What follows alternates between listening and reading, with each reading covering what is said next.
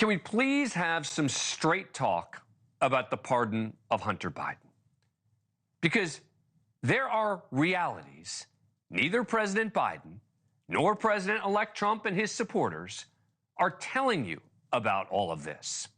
So, on the one hand, there is no doubt that President Biden promised that he would not do exactly this. Will you accept the jury's outcome, their verdict, no matter what it is? Yes. And have you ruled out a pardon for your son? Yes. All right, so no ambiguity, no hedge, no wiggle room. He even doubled down on it a week later. I'm not going to do anything. I said I abide by the jury decision, and I will do that, and I will not pardon him. And if anyone had questions, right, the White House press secretary made it even clearer many times. Is there any possibility that the president would end up pardoning his son? No. Well, I just said no. I've answered this question before. It was asked of me not too long ago, a couple of weeks ago, and I was very clear, and I said no. It's still a no. It will always be a no. It's still a no. It will be a no. It is a no, and I don't have anything else to add. Will he pardon his son? No. I could speak for the president, and he said he would not pardon his son, and I'm just going to leave it there. It was a no. So for the president to claim in a statement that, quote, I kept my word about not interfering with the investigation is disingenuous at best.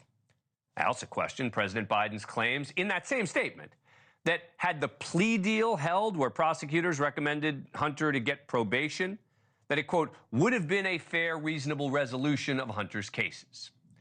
So is he saying that he would have allowed Hunter to remain a convict while also claiming in this statement that he was selectively and unfairly prosecuted? I mean, why go after his own DOJ in this way? In his words, it sounds like you may have a bunch of malarkey. But,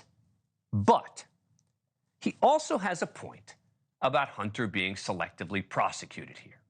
After all, on the more serious charge for lying on a gun form, there has never, ever been a prosecution brought with this fact pattern. Just one gun, not used in a crime, no other crime committed, no criminal record.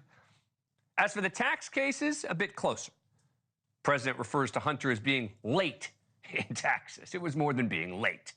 He allegedly failed to pay $1.4 million in federal taxes between 2016 and 2019. It's not even allegedly. He didn't pay it.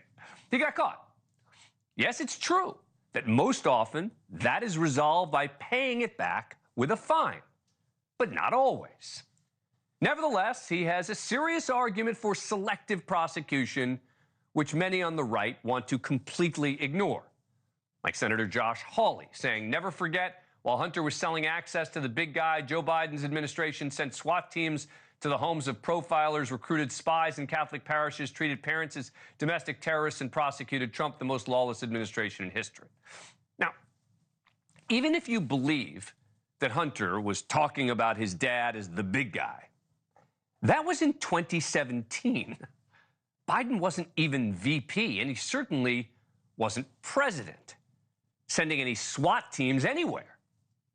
And again, there's no evidence that Joe made any money, but I'm not going to even go into that right now. Just as important, are you telling me President Trump would have even allowed his DOJ to investigate and charge his son for a tax violation and another crime that has never been charged before? Come on. And just as absurd is the Trump team's response.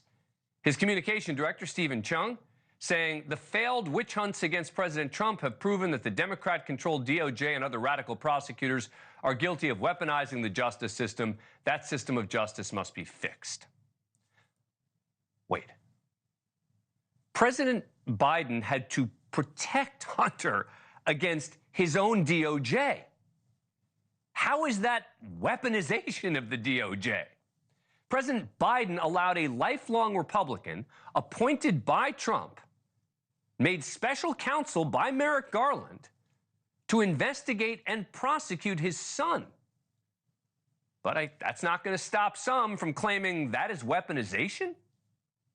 This has been a continuation of a weaponization. And, you know, we talk about putting the finger on the scales of justice, but what's really happened is that under this administration, they have tossed out the scales of justice and gotten rid of our constitutional republic's rule of law for this idea of a weaponization of federal government in an effort to try and politicize or go after your opponents. And so I think that he thought the outcome is going to be different, and that's why he's continuing to go ahead and push forward with this two-tiered justice system. He's continued to try and go ahead and bail his son out instead of doing what's right, which is allowing the scale of justice to actually rule. Please spare me the claims that somehow Hunter also should have been charged with more crimes.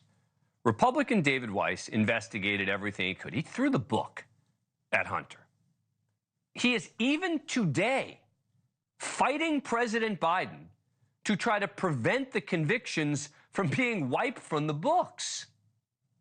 And again, President Biden kept in place this Trump-appointed Republican special counsel. And yet Donald Trump is preparing to fire anyone and everyone who investigated him or his family. President-elect is going a step further by now comparing this pardon to the January 6th defendants, saying on Truth Social, does the pardon given by Joe to Hunter include the J6 hostages who've now been imprisoned for years? Such an abuse and miscarriage of justice. I have no idea what the hostages who beat up police officers have to do with this. Look, there are Democrats, a number of them, a good number of them, coming out against this pardon. I get why. It looks really bad. Maybe he shouldn't have done it. He certainly should not have lied about it. But that doesn't necessarily mean that there was a fair prosecution either. And to those who say, no judge or jury agreed with that position, the answer is that they were never asked to answer the question, should this have been prosecuted at all? Look, Hunter Biden committed crimes, period. And by the way, now he won't be able to invoke the Fifth in connection with any investigations because there's nothing to incriminate himself for. So maybe, just maybe, this is the right result achieved in the absolutely wrong way. Thanks for watching. Go to joinnn.com to find NewsNation on your screen. And don't forget to click the red subscribe button below to get more of NewsNation's fact-driven, unbiased coverage.